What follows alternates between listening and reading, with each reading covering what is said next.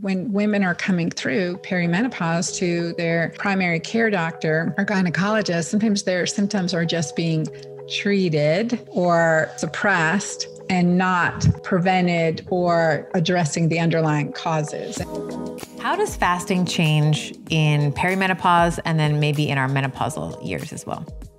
I think the way we enter perimenopause is a litmus test of how well we're taking care of ourselves. And I couldn't have said that 10 years ago because I didn't know any better, but now I do. And so I think it's really the time we have to level up self-care. It's the time we have to level up taking care of ourselves, because if we don't, we will have more problems, symptoms transitioning from the 5 to 10 years preceding menopause, which is what perimenopause is. And so this is when I get really specific about stress management, sleep quality, anti-inflammatory nutrition.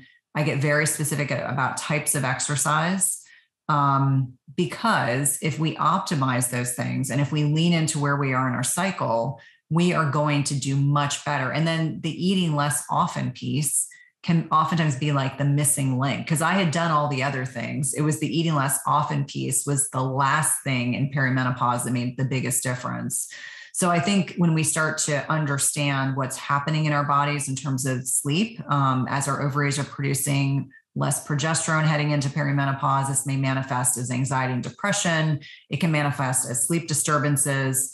We have to ratchet in on that. And it doesn't necessarily mean that every person has to take medication, but it could be that it may be that you lean into specific types of foods, that you have to have a better sleep hygiene. Like I think about sleep when I get up in the morning, like I'm already preparing my body.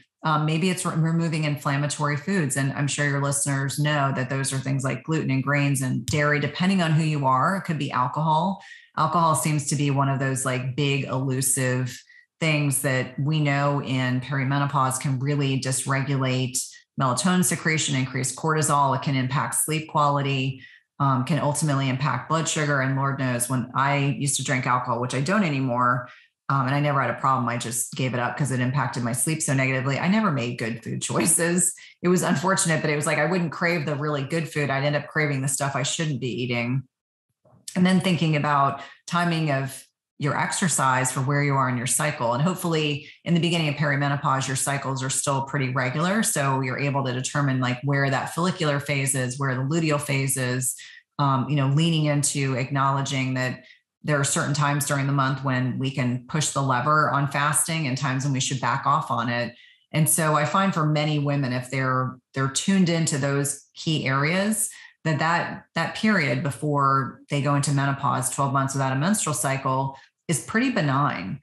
Those are women that have better balanced blood sugar, their fasting insulin levels are lower, their inflammatory markers are lower, they maintain a healthy weight, they don't have hot flashes. Like I think hot flashes are, and based on research and everything I've read, hot flashes are more often a reflection of blood sugar dysregulation. I think people think about it so much, it's all related to estrogen. And I tell people that that's always like a sign that something is off. And that was one reason why I stopped drinking alcohol. I would get hot flashes. It was like the only time I would get a hot flash. And it was so uncomfortable, even though mine were pretty benign. I was like, goodness, between the sleep and the blood sugar dysregulation related to the alcohol use, I'm like, I can just have my mocktail and, go to parties and just be totally fine. So I think, again, perimenopause is a litmus test for how well we're taking care of ourselves. And especially for women with small children, with children in general, with significant other spouses, we have a tendency to give to everyone and then worry about ourselves last. And this is a time, if you really want to have a healthy, happy middle-aged time period, it's really a time to be reflecting on what you're doing well and to be honest enough with yourself to say, what is no longer serving me? And either replacing it or finding alternatives if it's something that you really enjoy. I'll give you an example. I mean, I've been gluten-free for over 10 years, and that put an autoimmune issue into remission. But one of the things I had to give up because it kept me so inflamed was dairy. And it was a hard decision. I didn't realize how much I liked dairy and how much dairy was a part of my lifestyle until I removed it. And once it was removed, I mean, that perimenopause weight that I could not get rid of went completely away. And it just goes to show you, even like sporadic use of an inflammatory food for your body can have an enormous impact on weight you're carrying on, you're hanging on to. And so for me, I was delighted. My family was like shocked, but I just said, if this is what it takes for me to be healthier, because I could tell I was inflamed, because I would sometimes get like ankle pain or foot pain. And so taking dairy out of my diet, but it can get more nuanced than that. I find some women have to remove, some of the plant-based compounds like oxalates and saponins and, other things but I think, or lectins, but for that matter, it's really determining for you, what do you need to do to help keep your cortisol balanced, to keep your sanity. And the last thing I want to add to that, you are on this incredible platform talking a lot about physical activity and strength training. And so for me, the days of doing like really hardcore conditioning, like almost CrossFit-esque types of workouts were gone. They completely messed with my sleep and did not serve me. I could go lift heavy and I would do fine. And I could do HIIT in short amounts and I could walk, but I had to honor, and I had to do more yoga, more yin yoga, really honoring where I was, that those really hard, I'm going to pick on Orange Theory Fitness, but there are women that are doing that 5 or 6 days a week. And they're like, I don't understand why I can't lose weight. And I was like, well, it used to serve us in our 20s and 30s, does not serve us if we're working out that intensely 4 or 5 days a week and wondering why we can't lose weight. And again, it's talking about the cortisol. Cortisol goes up because it thinks you're running a marathon every day. You're going to really struggle. So that's kind of been my, N of a couple thousand, working with women at that stage of life. Like the people that do the best navigating into menopause are the ones that dial in and find appropriate ways to challenge yourself, but not do it in a way that you are overtaxing your adrenals, overtaxing cortisol, dysregulating your sex hormones worse than they already are, as we kind of make that transition where we have less circulating progesterone, a bit more estrogen dominance for most people, maybe faltering testosterone levels, which all impact, every way that we perceive our lives. I couldn't have said it better myself. I wear a couple of wearables. I have Aura and I have the Whoop that I wear.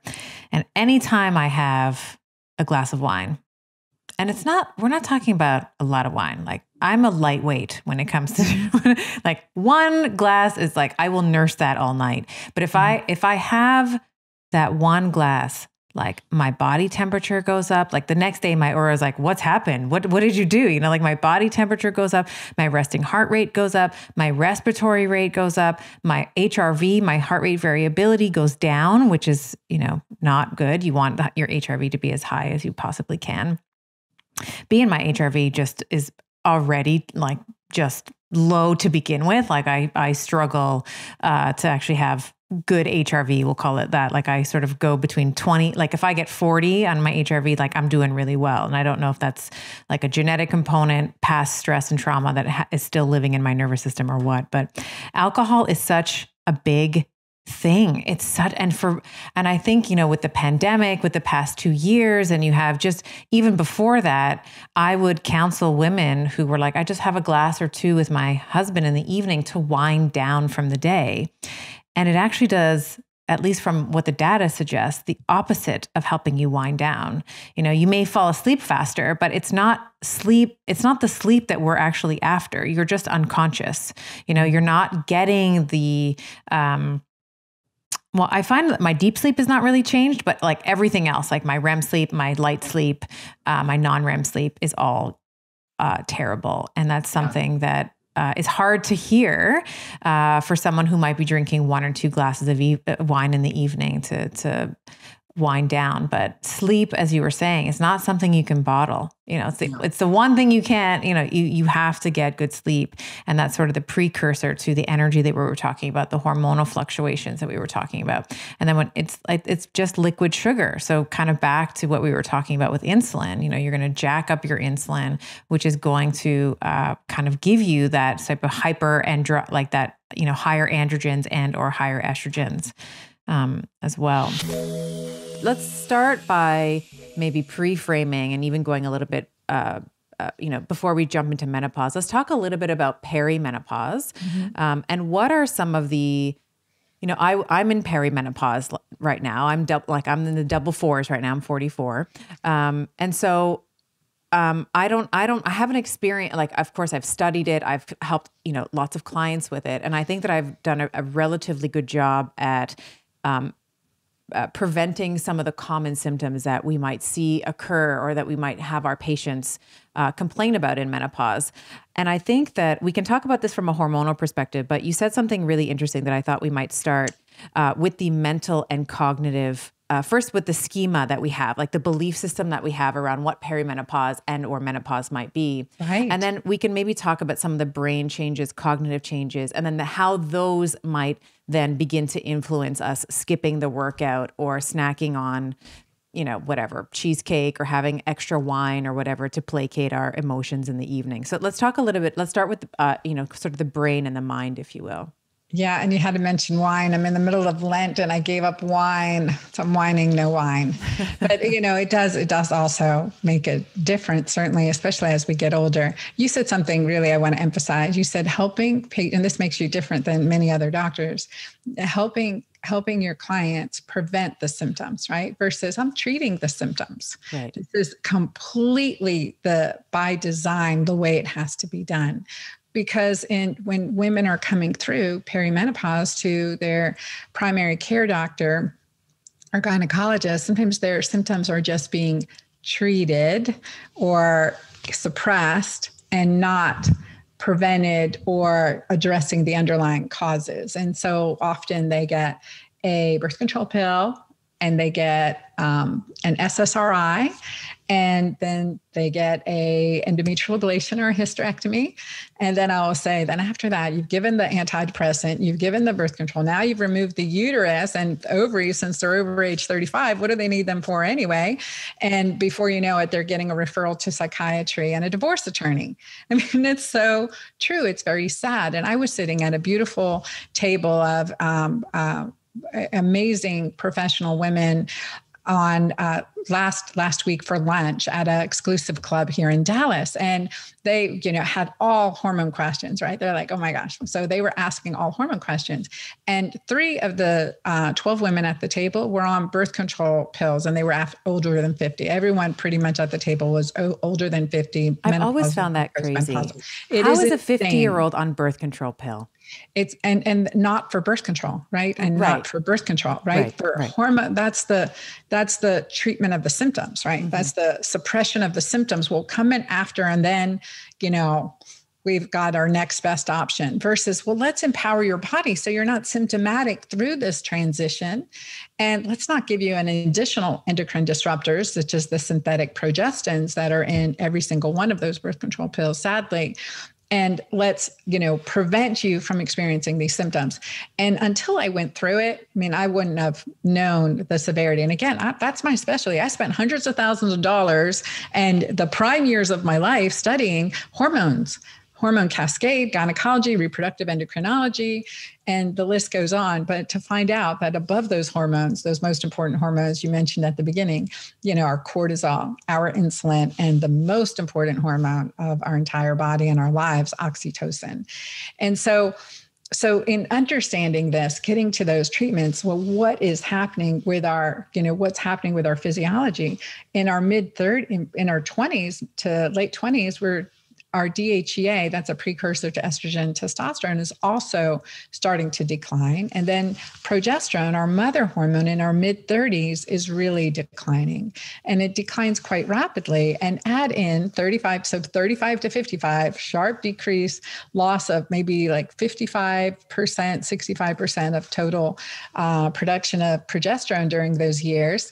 And add in some healthy stress, further plummeting, emptying that progesterone bucket, and you really have a decline in the estrogen and testosterone. And understanding that that's happening and that enters this period, it's, we've called it estrogen dominance, but really neuroendocrine vulnerability. I've got to find a better name, but it's affecting our brain and our hormones, our brain and our body, our nervous system, and our reproductive hormones. And so this transition happening is creating a shift in how we think, how we sleep, how we move when it's not optimized. when it's not optimized. So by design, and this is where I really discovered when I was in like 48 years old, around 48, this time period, 46 to 48, I was just plummeting. And I had the post-traumatic stress still under the surface. And that was an issue too. And I had brain fog, mood swings, irritability. And of course, cycle was basically non-existent at that point. And I gained 20 pounds without doing anything different. And that's where, when my patients would say that to me, Stephanie, I'd be like, sure, you're not doing anything different. How is that possible? Oh my gosh, you guys, it's possible. And my hormones, my bioidentical hormones were dialed in on the labs. My thyroid was good. My hormones were good. I mean, optimal. And so, okay, so what else is going on here? And that dug me into, really the ketogenic diet and the ketogenic lifestyle. Cause I was like well over 240 pounds at one point, gaining 20 pounds, what felt like overnight without doing anything different. When would the scale stop? So I strictly reduced my carbs, and very quickly it didn't feel good. And I'm very familiar with ketogenic diets and low carb diets because I treat patients with Candida, with chronic yeast infections and seizure disorders, neurologic conditions, with keto. And I have a daughter with seizures. So very familiar with the ketogenic lifestyle. But then I started feeling like I hit a wall, and I call it, keto crazy, keto cranky, keto crazy. It just didn't feel good. And I recalled many of my patients in the perimenopause, menopause time period, when I put them on this type of regimen, they said, Dr. Ann, I just don't feel good. And that's what dug me. That's where I really dug into understanding, okay, what's happening physiologically? What's going on here? And checking urine pH. I was as acidic as the urine pH paper read. And for me, that was the aha moment that in order to do a keto healthfully as women, we needed to add in the greens and the alkalinizers. I feel like as you get older, as you go through the perimenopausal years and those ovaries are starting to shut down and switch the job of making sex hormones over to the adrenal glands, we have another challenge, which is if you're pushing it too hard, you're double stacking stress on the adrenals, and now all the hormones go away. And that is something that I absolutely dealt with throughout all my 40s. I mean, I kept modifying and modifying and modifying my workouts because I was watching these hormones change. And if I didn't change my workout with them, the injuries kept piling on top of each other.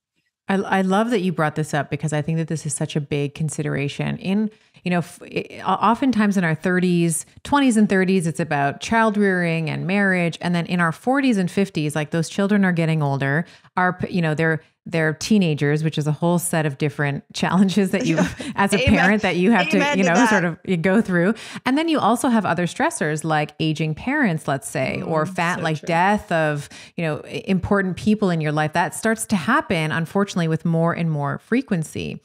So it is, to your point, very important to be paying attention to stress management in your 40s and 50s, because as you said, the ovaries are like, I'm done. I've been here working hard like a maniac. Yeah. I'm ready to retire. I'm going to hand over my job description and all my duties over to the adrenals, who are now going to be tasked with making the majority of our sex hormones going forward. So if you already have sort of a higher sympathetic load, let's say, you are going to be at a disadvantage versus someone who is managing their stress really well. So there's a couple of strategies that we might talk about around how you might mitigate some of that stress. First would be from a nutritional perspective. This was a question like, is a refeed day important? And this is actually a really beautiful time. Like if you are getting injured and it's not getting better, and you're like, oh my God, I'm going to kill everybody. Like I'm moody, I'm anxious, my performance in the gym is starting to tank, my energy, my sleep, and my libido, it may be time for a refeed. And a refeed day, what we mean by that, there's a couple of different definitions. So if you are doing kind of like a low carb-ish diet, a refeed can either be like a keto refeed, meaning that you don't change the macros, you just eat more of everything. So it's more of like a caloric bump, or you can do a carbohydrate refeed. Yeah. So you completely switch over the macros, whereas before you might have been doing much more low carbs, much higher fat, that kind of thing. You switch it over to, I prefer to do like a high protein, high carbohydrate refeed. And that tends to help a lot with the sleep, especially if you backload it in later in the day. Yep. So if you have a lot of the carbohydrates, let's say most of your carbohydrates towards the end of your day, that tends to, elicit the serotonin production, which helps you feel sleepy. And then you're giving your adrenals enough substrate to be able to kind of last the night. Because one of the things I hear this all the time, I would love to know if this is the same for you, Mindy, is that women will say, I wake up all the time between like I wake up in a shock between like 1 and 4 in the morning. Like that's the time when they wake up. And usually what that means is that the adrenals have kind of run out of fuel, right? So we have this stress response, this sort of sympathetic response where we have adrenaline and cortisol and all these other things, noradrenaline, blah, blah, blah, kind of increasing in their concentration, which brings us out of our sleep prematurely. So you can help by having a bit more carbohydrates. So to the question about, is a refeed day important? You want to answer the question, am I seeing any dips in my performance at the gym? If yes, maybe we warrant a refeed day. Well said. Dips in non-scale, I call them non-scale victories. So like, is your energy dipping, sleep dipping, libido dipping? You feel like you're stressed, like you're waking up in the middle of the night. You can't initiate and or maintain sleep. A refeed might be warranted there as well. Yep. Yeah, I would say I also strongly like it patterned to your hormonal cycle, to your menstrual cycle. And we've talked a lot about the week before your period and how important you're more insulin resistant. There's a reason for that. Your body wants glucose to be higher. You definitely don't want to be doing fasting and keto during that week. Correct. And a lot of women who get obsessed with fasting and keto forget that, or they don't know that. And then that's where we got a problem. But the other part that I've been really playing with is during ovulation, because I'm seeing in the women that I'm working with that a lot of times we need more carbs then. And when we add in more carbs during ovulation, that ovulation goes a lot smoother. And for all the women out there that are like, but when do I use keto and fasting to lose weight? You can use it in week 1 and you can use it in week 3. Great. But the thing about ovulation is that you definitely, when you up your carbs, if you are going into ketosis during that time, which I'm seeing a lot of women do, they up their carbs and they wake up in ketosis. That is their body saying, hey, you need to give me more carbs during this time. So I feel like we can use blood sugar, we can use ketones and map that and know ourselves. And if you go into ketosis on a higher carb diet during ovulation, that's what your body is telling you, your hormones are telling you you need. Well said. I could not agree more, because one of the things, of course, that we know is that if you are too aggressive, let's say, in your fasting or keto or whatever in that week, your mitochondria in your ovaries are going to be like, she can't get pregnant right now. There's not enough food. So we're just going to hold off on this egg and we'll just wait and see next month. So if you're too aggressive with the fasting, too aggressive with the keto, let's say in week 2, you can absolutely impact ovulation. So I really appreciate what you're saying, because I think that there's, and I used to do this too. So I'm not poo-pooing on anyone. This has been my own journey too. I used to white knuckle my way through the whole cycle. It's like, I have to do it this way because this is how I'm supposed to do it. This is what the guys are doing. And this is what I got to do. And I think that there's such a freedom in saying, okay, like, I'm just going to give myself more carbohydrates to make ovulation a pleasant experience, because there are a lot of people who have that middle smirch. They have that pain in the middle of the cycle, or they become anovulatory. They skip it because they don't have enough carbohydrates to drive the process of the follicular and egg development. Yeah. 1,000%. And I think, for the women listening, there can be this moment of, but wait, what am I supposed to do? There's a lot of theories getting thrown out here, but this is the point, is the more you engage in conversations like this, the more you understand where the hormones are coming in and out, and then you play with these principles. The whole goal for every human on the planet, but especially women, is we have to be our own N of 1. We have to experiment on ourselves. And this is why grab a CGM, measure your ketones, know what those patterns are throughout the menstrual cycle, and then you'll know where you need to refeed.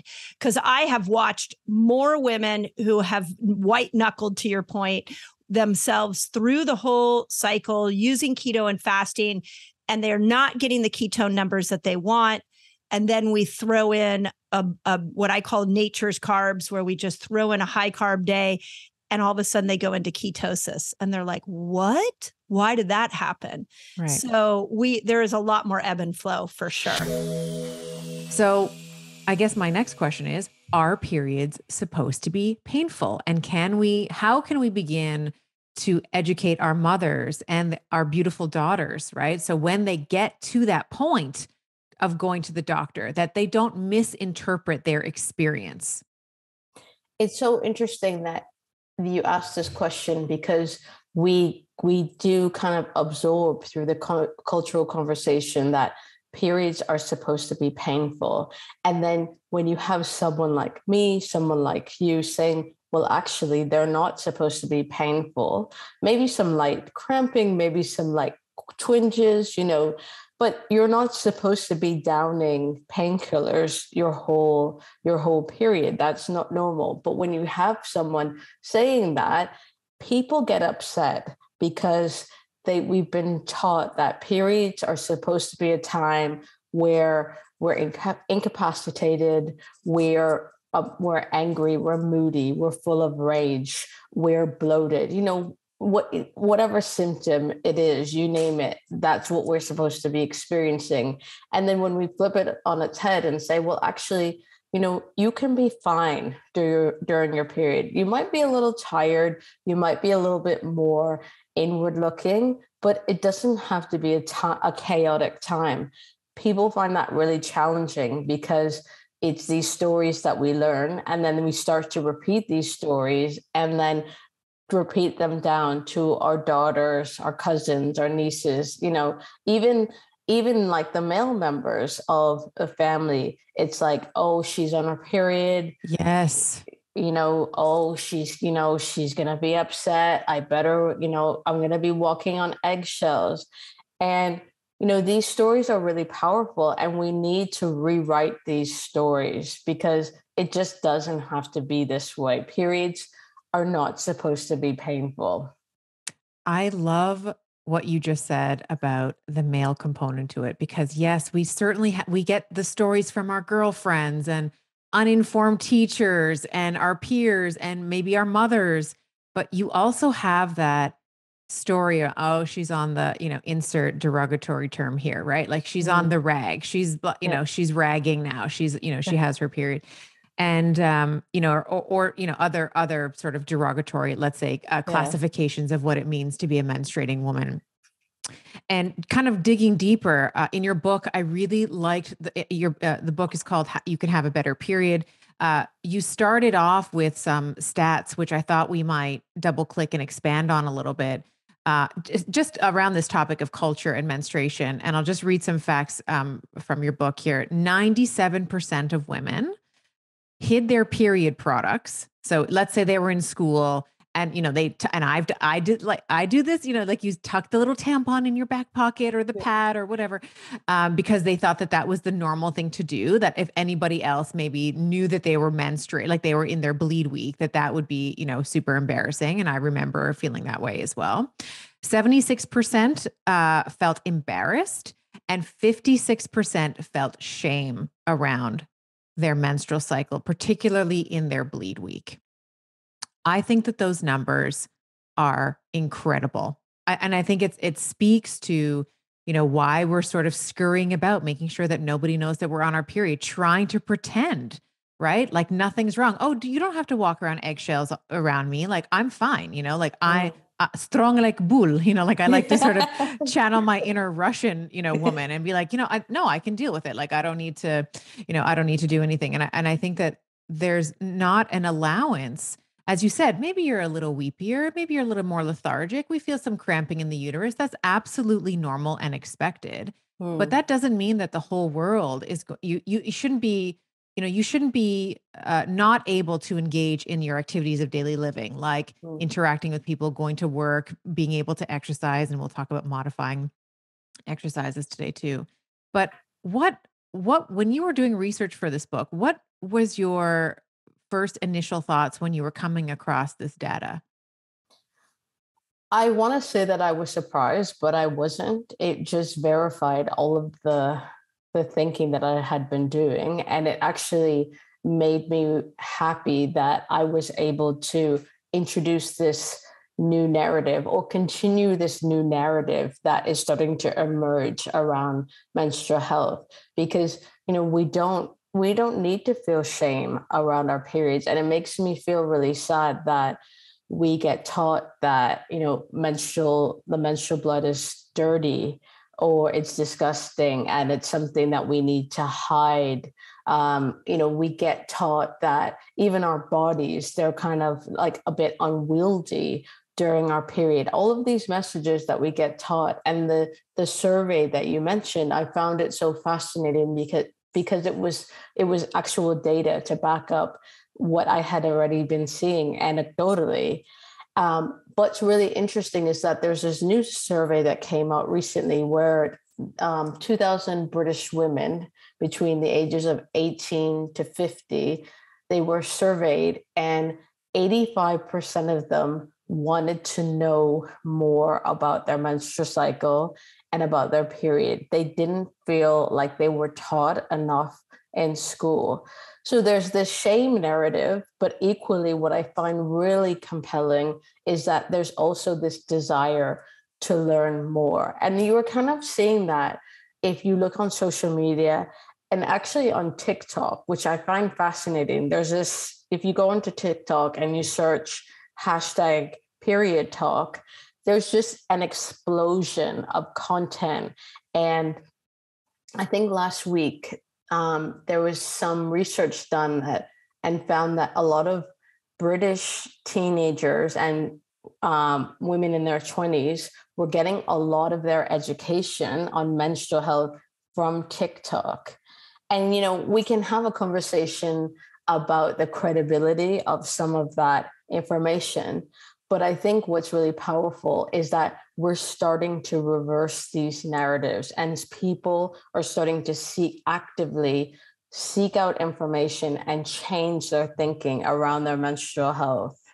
I love that. And in your book, you also talk about how, more, we'll say ancient civilizations, ancient Rome, ancient Greece, the Apaches, the Hindus in India, they had all of these beautiful rituals around a menstruating woman. And I think that there's a tide, if you'll excuse or accept my pun. Yeah. There's maybe a crimson tide of a return back to honoring and having reverence for what it is that we as women are able to produce. Right. Yeah. Where every month, right? I can say this, talk about this in the book, and I'm sure we're going to get into it now too. We create an organ. Like, how freaking crazy and how amazing is that?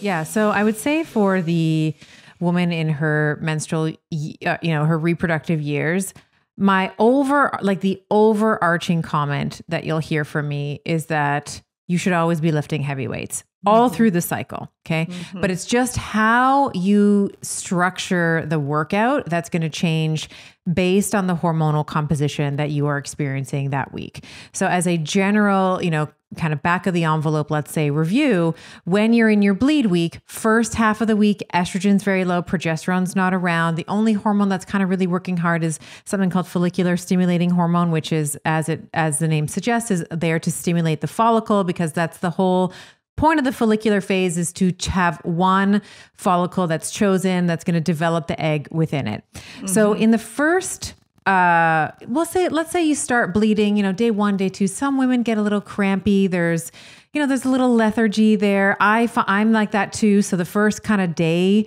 that I get my period, I can feel like those uterine contractions, trying to expel the endometrial lining. So I tend to take it a little easier, right? For me, I tend to just do a lot of walking because I find that just that beautiful, walking, when you think about what's happening mechanistically in the hips, of course, you're getting that beautiful figure eight in the sacrum. You're lubricating the joints in the hip and the low back and the knees, which often a lot of women will complain about. So I try to get, if I'm taking a day off of weights, I'll try to get in something like 10 to 15,000 steps, like long walks, gentle, slow movement. Some women are like, let's have at it. So, there's a lot of bio-individuality there. I just like to be a little easier on day one.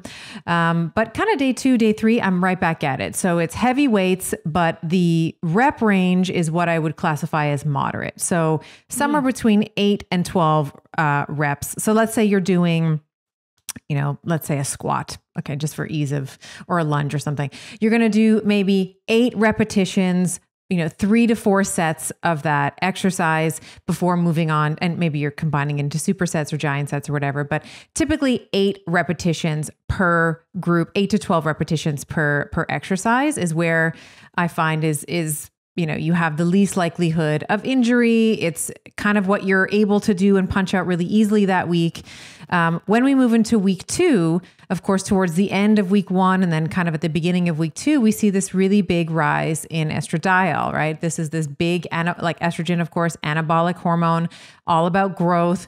And it's trying to really push that follicular, so there can be that one follicle that's really developing. This is a week where I like to, lift heavier. So, and I'll also say the other hormone to consider this week is testosterone. Testosterone peaks this week as well. So I love still, again, lifting heavy, but if the weight is heavier, that means that my set, like the amount of repetitions I'm going to punch out is going to be less, right? So let's say on the squat, just for an example, 50, let's say I did 50 pounds on the squat in week 1. Well, if now I'm only doing 5 repetitions, I could do, my number can be higher than 50. So maybe I'll try 60 or 65, let's say, but I'm only going to be doing 5 to 7 reps of it. So I really, really love a high weight, low rep count in this week. In terms of cardio, your question around cardio, I think was well placed here as well. This is a week where I tend to counsel women away from burst training. And it's precisely because of the estradiol surge. Estrogen, as you know, creates ligamentous laxity. So in the ligaments, let's say in the shoulders, in the knee, in the ankles, in the wrist, like everywhere, spinal, all the spinal stabilizing ligaments, they tend to be a little bit more, we'll say loosey-goosey than they are any other time in the cycle because you have this really sharp change, the sharp concentration in estrogen in the body. So there is a higher incidence of or propensity for injury when you're doing things like sprinting or HIIT training or, any type of explosive, like jumping squats, things like that. So I typically will say you can still do the cardio if if that's your goal, but I like to change the type of cardio in this week only. So this is where we might bring it down to like a low intensity steady state. So that's like, if you're a runner, that just might be like a flat hill jog, right? Or if you're on an elliptical, it's like the same tension, let's say all the way through on your 30 or 40 or whatever, minute cardio activity that you're doing. And then all the other weeks really, there's no limitation in terms of HIIT. It's just in that second week, because we have this really, really big change, in estrogen concentration. Yeah. Do you think one thing I've thought about with ovulation is this is really the time that we're going to get a massive surge of testosterone. Like this is our testosterone's like glory moment is in that ovulation window. So do you feel like when testosterone's on the scene, our ability to build muscle is going to be enhanced, or is it going to be more that our craving to build muscle is going to be more enhanced? That's a really good question. I think with the testosterone and estrogen peaking, what we know is that those are very stimulatory to the motor cortex in the brain. So in some ways, we're like firing on all cylinders, right? So the motor cortex is more activated. So of course, the motor cortex in the brain, for those of you that are maybe unaware, this is the area in the brain that controls movement. So you are going to be very well primed to be lifting heavy in this week because of the brain activation, let's say, under the influence of testosterone and estrogen. And to your question around, can you build more muscle because testosterone is surging? I think that there is some truth to that. So, one of the things that we want to do is we want to, in many other areas in our lives, we want to get out of vicious circles. But this is a circle that we kind of want to get into, where it's like the heavier that you lift, the more testosterone is going to be produced as an indirect consequence of having to maintain that muscle.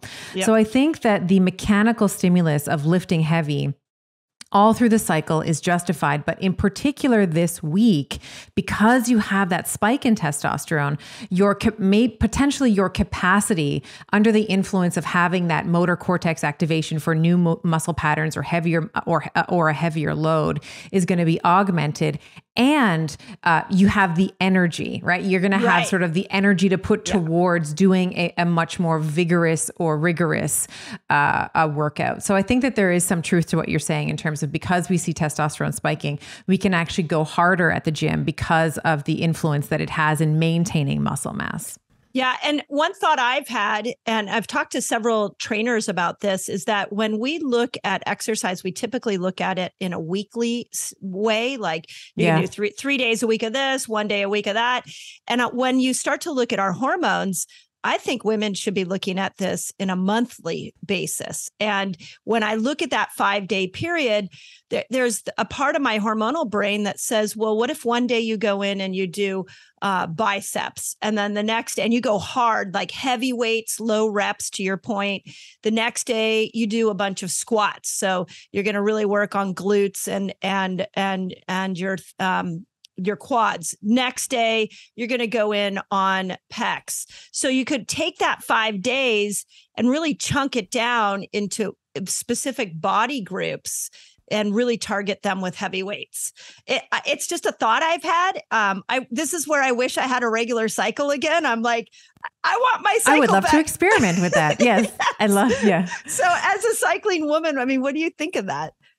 I think that we want to be trying to your point, I think that we want to be trying to hit different muscle groups several times a week. So I do like, after there's been, after we've established like a foundational, let's call it foundation of strength in an individual, in a woman. So, I know there's a question in our, that came in. It's like, I'm 55 and I want to start lifting weights. Well, the first thing is, we're not going to give you kettlebells and barbells. No, we're going to, you're going to go to the machines and you're going to learn the pattern of movement. So once we have a foundational kind of neuromusculoskeletal basis of strength, you have that connection from the brain to the body and the body to the brain.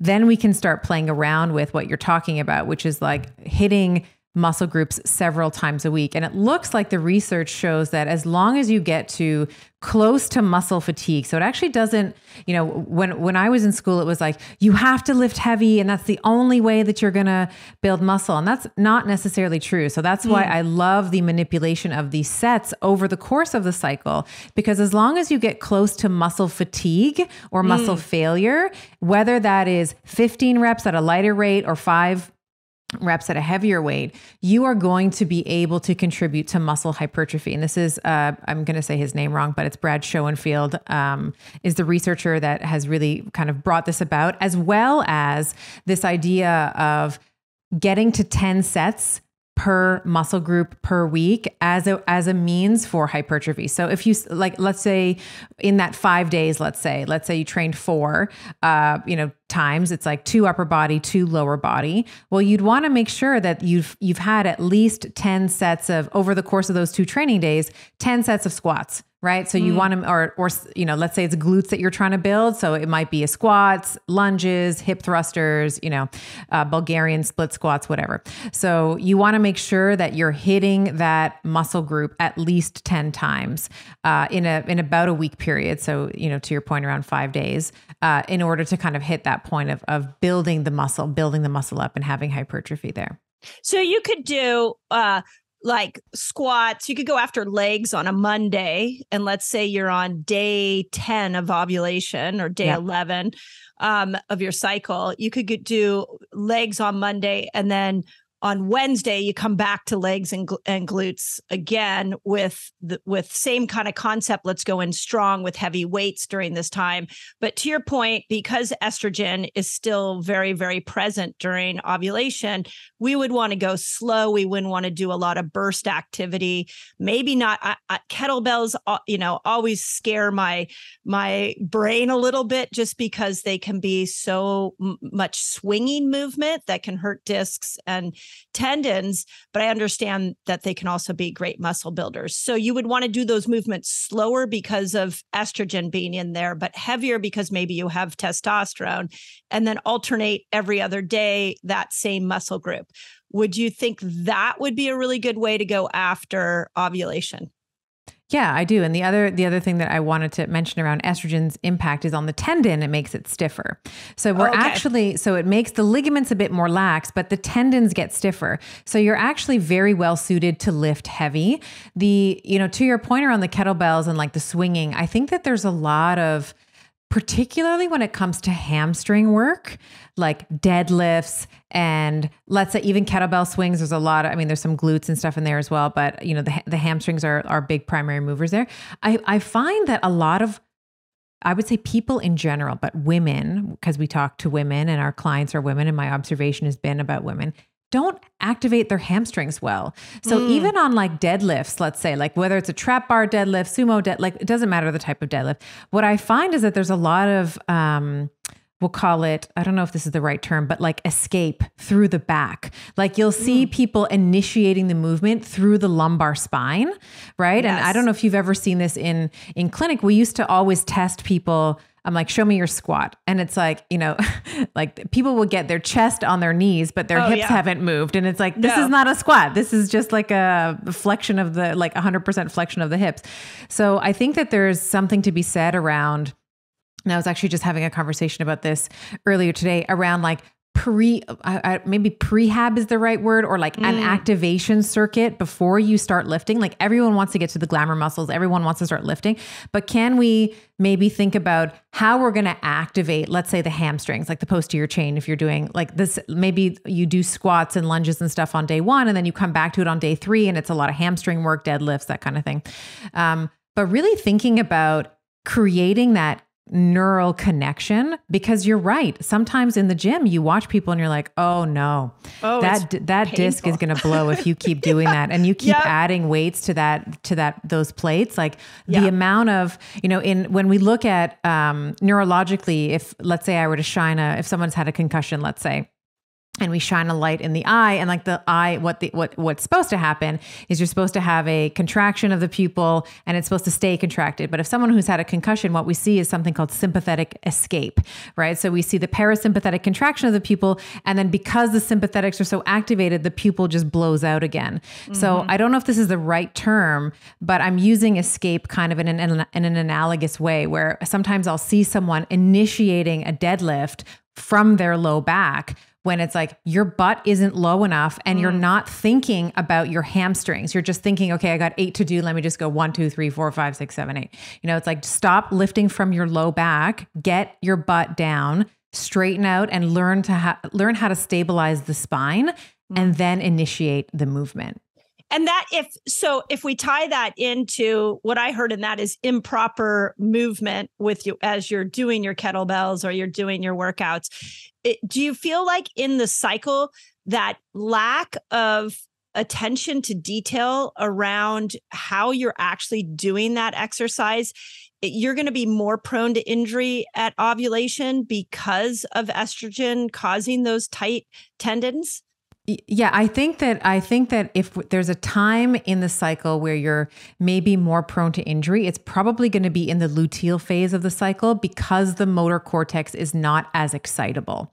So this would be, and that doesn't mean, ladies, that you shouldn't train in the second half of your cycle. Do not take that as the conclusion of the statement. But if you are doing a new program, let's say, the luteal phase is not the ideal time to start it, because your motor cortex is not as activated. That doesn't mean that you can't do movement patterns that you've already primed the neuromusculoskeletal system to do.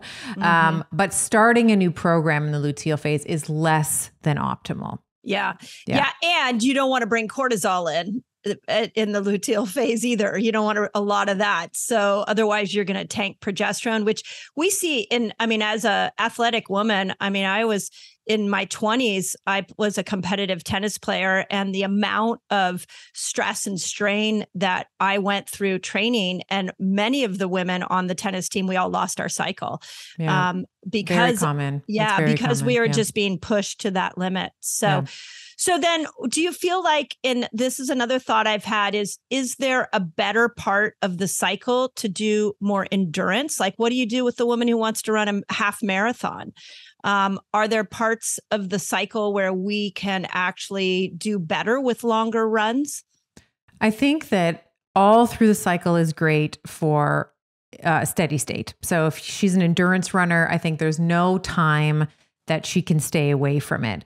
I will caution that I find that, especially the endurance runners, my marathon runners, they tend to, we'll say, only train in that realm, like in that vertical, which is like steady state cardio. And then they will forsake other things like the lifting, like the weight training. And as we'll get to, I think in perimenopause, this is an incredibly important consideration where we need to be lifting weights.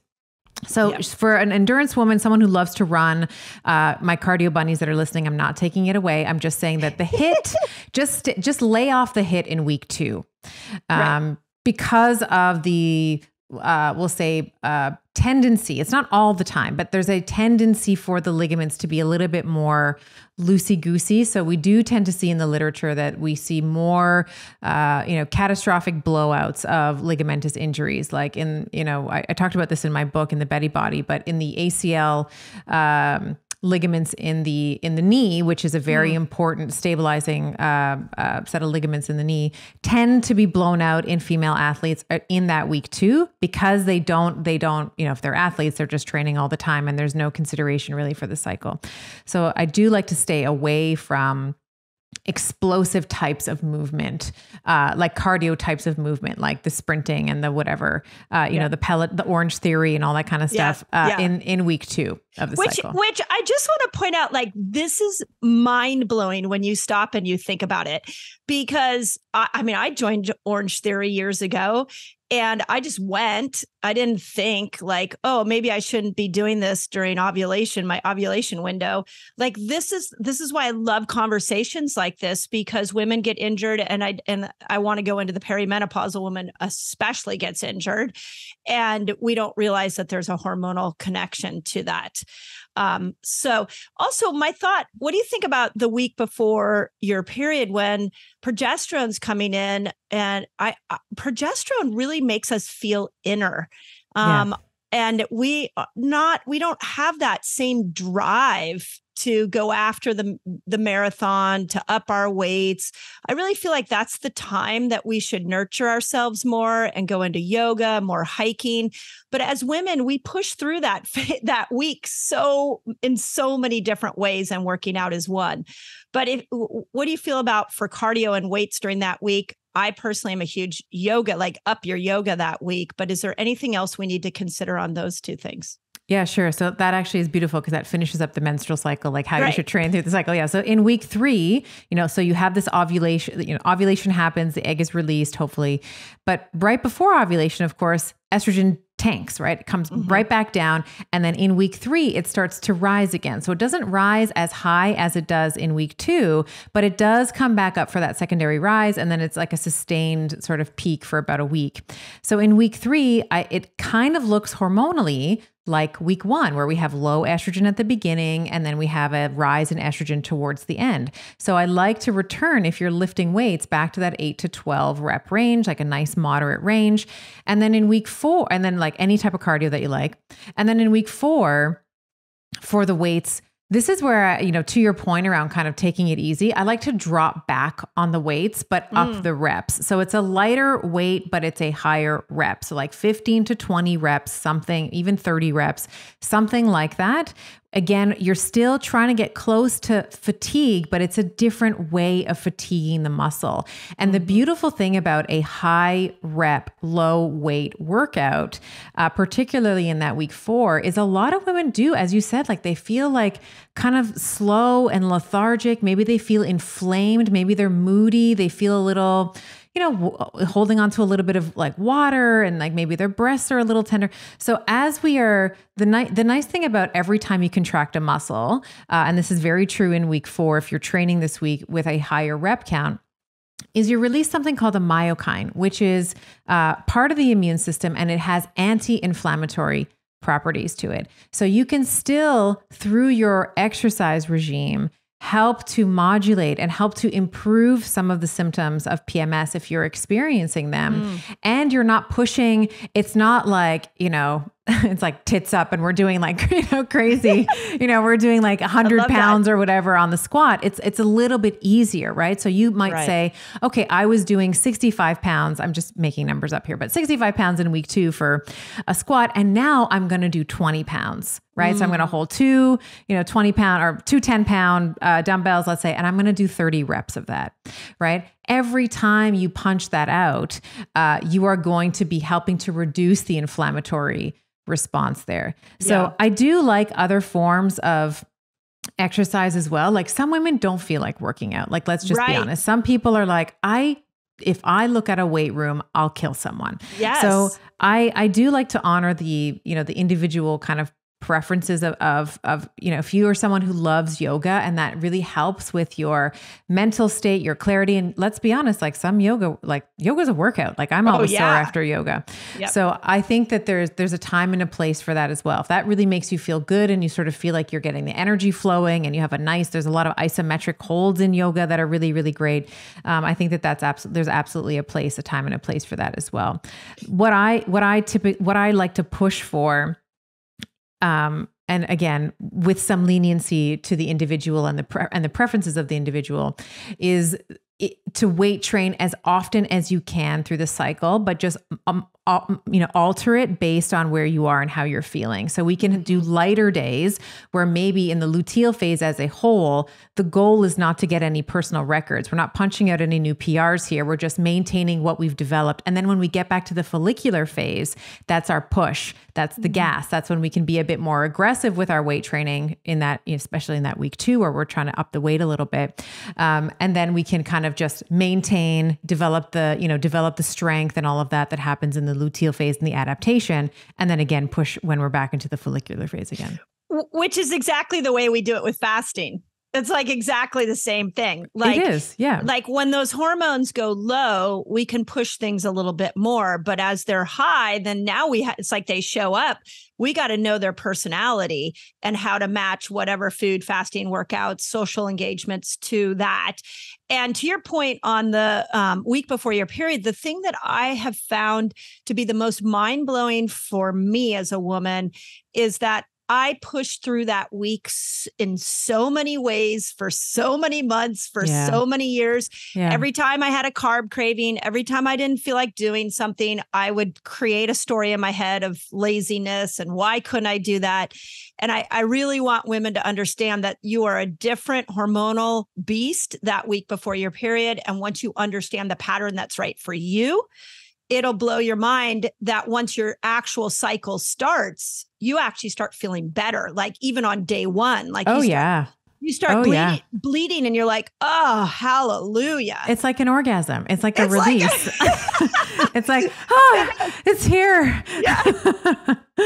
And one more thing I will say in my quest to inspire women to lift weights at whatever age they are. In the luteal phase, we are also a bit more insulin resistant, right? Just typically a bit more insulin resistant than we are in the follicular phase.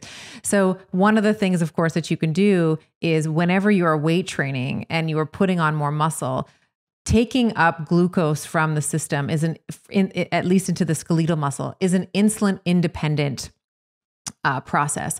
So the more muscle that you can put on over the course of your life, the better glucose disposal agent you will be. And you don't need insulin to do it, because in the muscle, we see glucose taken up by a different, it's like it's called GLUT4. So we see this passive movement of glucose from the plasma into the cell, and it's done without insulin. So the more muscle that you can put on, the more insulin sensitive, let's say, you can stay in that luteal phase. Amazing. Yeah. Amazing. Yeah. And I think that the trend towards muscle, I hope for women, I hope the women listening to us understand that you got to build muscle. You got to. And I think for teenagers as well, the one thing I like to always counsel moms and even the teenagers that I speak to is that you're kind of learning how to ride a bike.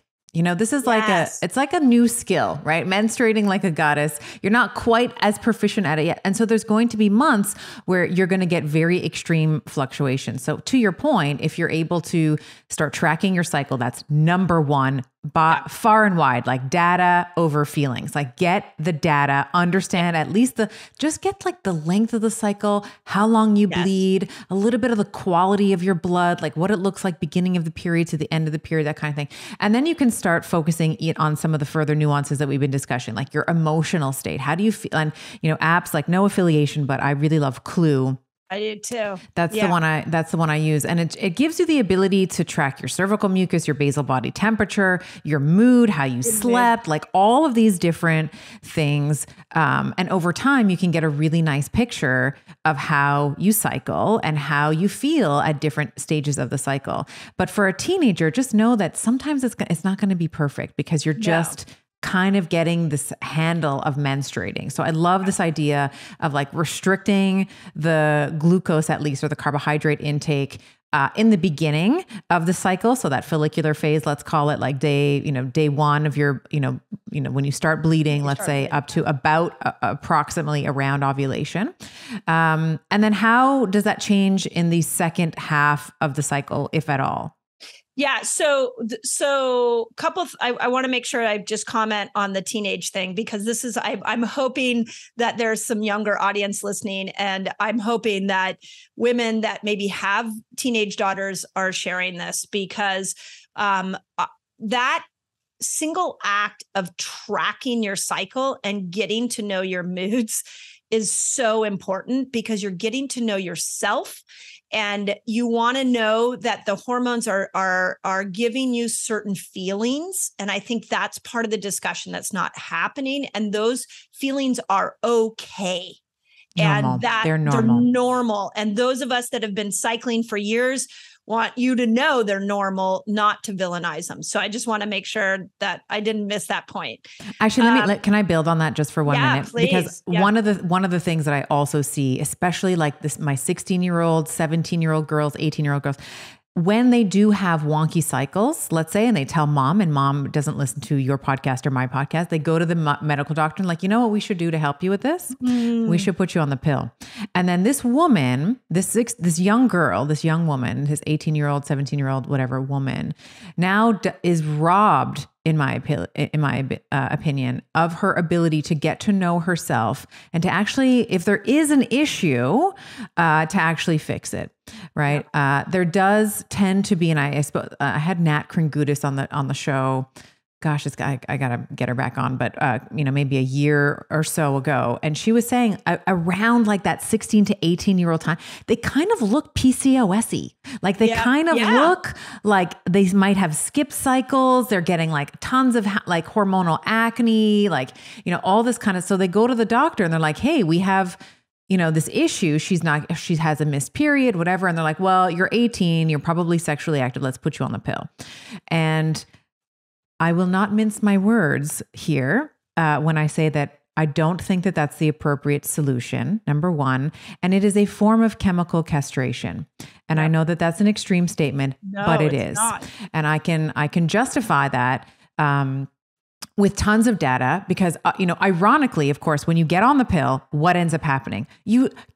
Paradoxically, you have no more libido. You're like, oh, great, I'm on the pill. I can have tons and tons of sex. Well, you don't feel like it anymore. It has deleterious effects on your brain. Women take more risks when they are on synthetic hormones like the progesterone. I know we're off on a topic here, but I'm just allow me my soapbox for a moment. No, I love it. Yeah, like women tend to make more risky decisions when they are on progestin, which is a synthetic form. We haven't gotten to progesterone yet, but this will make sense in a minute when Dr. Mindy talks about progesterone versus natural progesterone. It gobbles up your B vitamins. It gobbles up your coenzyme Q10. And you tend to, this is something that I learned from Jolene Brighton, who was also on the show a while ago, is that it messes up your major histocompatibility complex, meaning that when we are choosing mates, from an evolutionary perspective, we want to choose someone who is going to be the most genetically diverse to us, right? We don't want to choose people that have the same, we don't want to mate with our cousins, right? Hopefully not. Hopefully not. Okay. Hopefully that's not coming down the line. Yeah. hopefully not. But what happens when you're on the pill is you actually start choosing, it messes up your, whether it's pheromones or, your major histocompatibility complex, which is located and it's connected to the olfactory nerve. And so you end up choosing mates. This is so gross, but you end up choosing mates that are more genetically similar to you than dissimilar to you. So a lot of women will say that when they get, let's say they've been with a mate, they've been with a partner for whatever it is, 10 years, and she's been on the pill that whole time. And then she gets off the pill because now they're ready to have kids.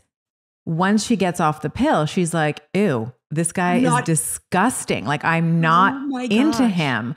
So that doesn't happen. That doesn't happen to everyone, but that is not something, I guarantee that is not being discussed in the side effects and the possibilities. So you really, and then not to mention, we're not even talking about fertility and how it can impact fertility and how it shuts off the brain, gonadal access. We're not even getting into how the chemical castration piece, but be very wary about putting a 16-year-old on the pill. Yes.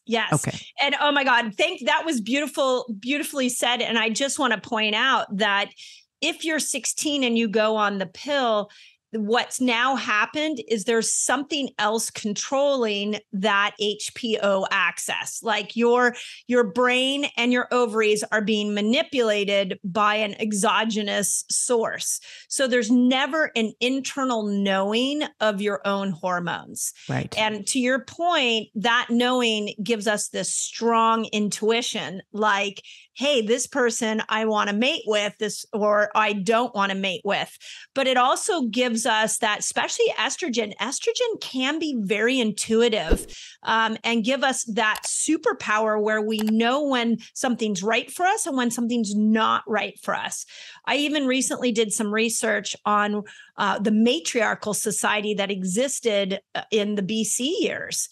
And in those years, women, the society was really a more highlighted and driven by women. And one of the things that was really held as a powerful attribute is intuition.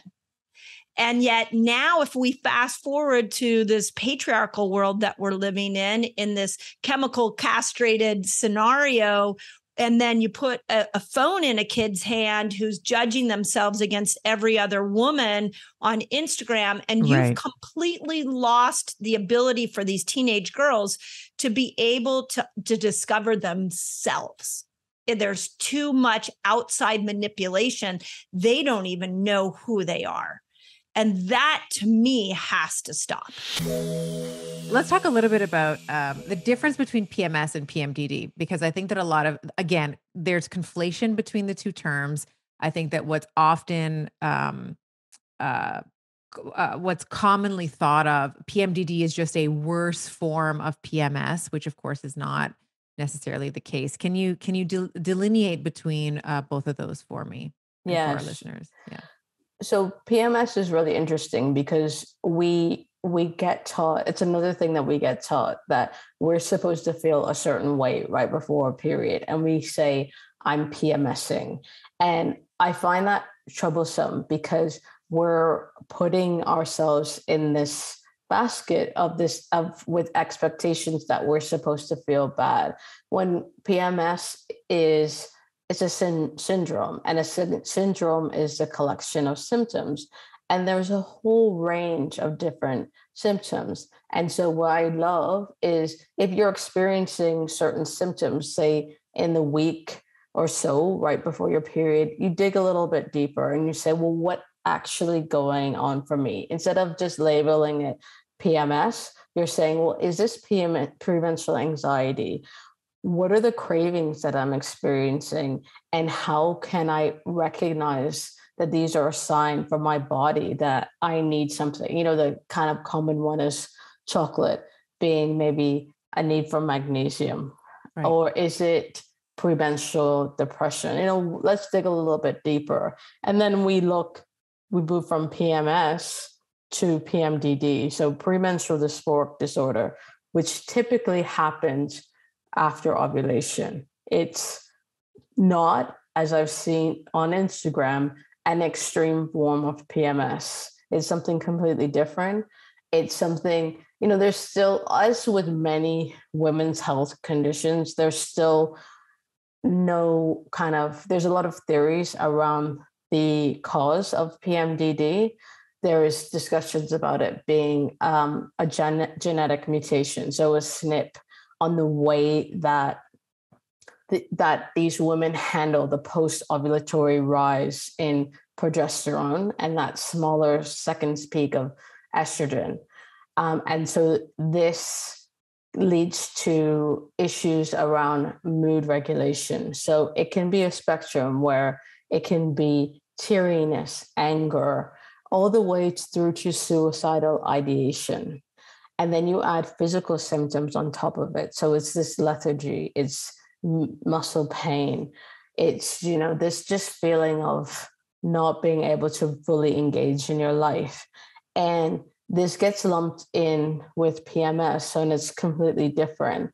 And the issue that I see a lot over here is that doctors are still trying to understand PMDD, and women get told, oh, we'll take an antidepressant for the last 2 weeks of your menstrual cycle, stop when you have your period, and then start taking it again after ovulation. And you and I both know that, antidepressants don't work like that. So to be cycling on and off of a really powerful medication causes further issues, because you think about the effect that these medications have on gut health. And, with PMDD, there's theories about the way that the body uses serotonin as well. So it's a very complex, not very well understood condition. And it often gets just kind of lumped in as this kind of psychiatric issue that needs to be treated with antidepressants, when it's actually a whole body issue that can be managed in a number of different ways. For some women where they are having suicidal ideation, it might be beneficial for them to be on an antidepressant for a short period of time where they're feeling like so they can feel like they're getting a handle on their situation. That's not for me to say because I'm not a doctor, but I have seen this being beneficial in the past, along with a more holistic approach. But for other women, that holistic approach from the beginning is super beneficial. So I think it's really powerful to understand the difference between the two conditions. Yeah. And do you find that, are there ways that we can ameliorate some of the symptoms, let's say through nutrition? Have you found clinically with your clients that when you're maybe adding in let's say more zinc, or making sure that they're getting choline, or making sure that they're, the full complement of B vitamins are being ingested either, in a supplement form, or we're making sure that they're getting the nuts, the seeds, the meats, that kind of thing. Do you find that there is an improvement in symptoms, and is there a, maybe, I know that, keeping this bio individuality in mind, are there, we'll say, general patterns that you've been able to suss out, or been able to tease out, let's say, around nutritional remedies that have been helpful? Yes, definitely. So looking at the gut has always been a really great starting point, because of the connection with mental health, but also hormone metabolism. So that's always a great place to start. So, looking at not only optimizing the gut flora, but looking at digestion itself. So it's simple, very simple, but are they having a bowel movement? So many women believe that it's normal just to have 1 or 2 bowel movements a week. It's not. It's not. Let the record show that is not normal. Yeah. Daily bowel movements, at least one a day. Yes, exactly. Yeah. So starting with the gut is really powerful.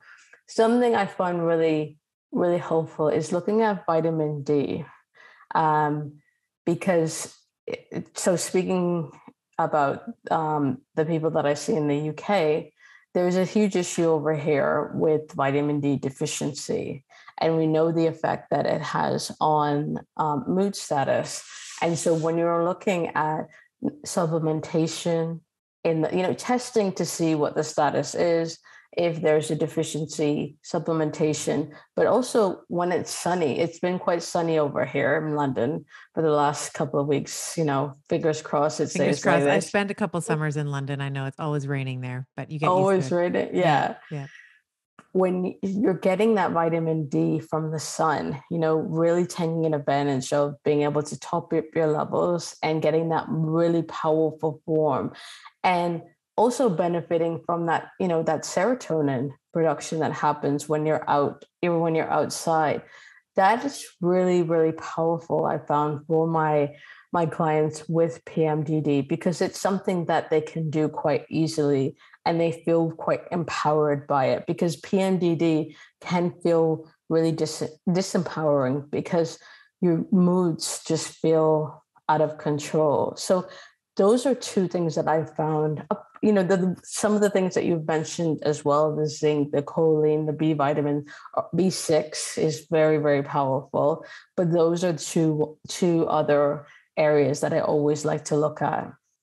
And it's interesting because you'll find people in Florida, like I've had labs from people that live in Florida with deficient vitamin D. So, we all say, oh, London, it's like you bring your umbrella everywhere, but you can have normal vitamin D levels from, someone who's living in London and someone who's living in Florida, where you might expect, well, they're out in the sun all day long. Well, no, we're not out in the sun all day long. We're indoors under artificial light. And we don't necessarily, not everybody has the opportunity to go out every morning, let's say, and get some of that low solar angle sunlight, or even just midday. Some people are in an office all day long. Yeah. So in your experience, if someone does have a menstrual cycle, let's say, that is, we'll say that there's some derangement, maybe the bleed week, maybe there's some, ovulatory pain, maybe there's luteal phase, PMS, and or maybe even the PMDD. How long would you say does it take for symptoms to start alleviating if they're taking under counsel some of the recommendations that you're giving them with the movement and maybe the sun and the D and the stress management? Oh, I need to manage expectations here. Everyone is different. What I've seen is that changes can be seen within the month. If you're really kind of getting things dialed in, really looking at the full picture of your health. So how are you sleeping? Sleep is so powerful, and a lot of us neglect that. How often are you eating? Are you eating enough? Are you adding in the fiber, the greens? Are you eating enough fats, the protein? Are you moving your body regularly? We talked about the bowel movement, so important when it comes to hormone and menstrual health, but also that kind of connection with the community is so important. So looking at all of that, and then supplementation as a kind of cherry on top. Although having said that, it can be very powerful intervention in the beginning when you want to get things moving. You can see changes within the month. But everyone is different. Some people, they just respond more slowly. They've got a lot more going on when it comes to the need for liver support or gut support. Everyone's different, but you can change your menstrual health. You don't have to live with whatever you're experiencing. You can change. And those changes can definitely be seen within 3 months.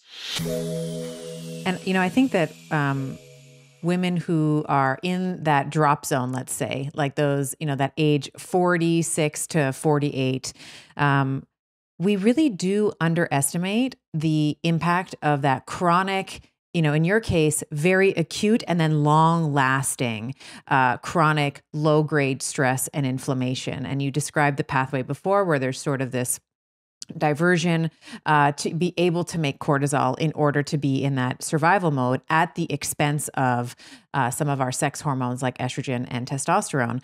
And just to round out this conversation, I have a lot of patients that will say, I just don't feel like confident anymore. I don't feel like I feel like I'm shrinking. That's a lot. I sort of get that. I don't feel like I'm, putting my best foot forward. I don't feel proud. And when we sort of look at this from a physiological perspective, of course, estrogen, one of the many effects that it has, and I'm oversimplifying this a little bit, but one of the many effects that estrogen has, certainly in the brain in particular, is it bathes our verbal centers. So we are much more articulate. We have, much more colorful vocabulary that we might be able to draw on. And testosterone, of course, does help with our confidence. It's famous for libido, of course. And yes, it's, certainly, intensity of orgasm, sensitivity of the clitoris, like all of that is all true. But in terms of like those brain-based changes, we don't feel as confident. We don't feel like going out to a party, let's say, or going out to it doesn't have to be a party, like a dinner, like you were, or lunching with the ladies, like you were last week. You don't feel like being social. And then you sort of get into this really vicious loop where maybe you're not talking as much as you should be. You're not socializing as much as you should be. And you become more insular and inward. And, we're going to talk a little bit about some of your research in terms of menopause around the world. But one of the things that I think is sorely missing, at least in North American society, post-pandemic, I think we can say post, right? We're beyond the pandemic at this point. Hopefully, we'll see.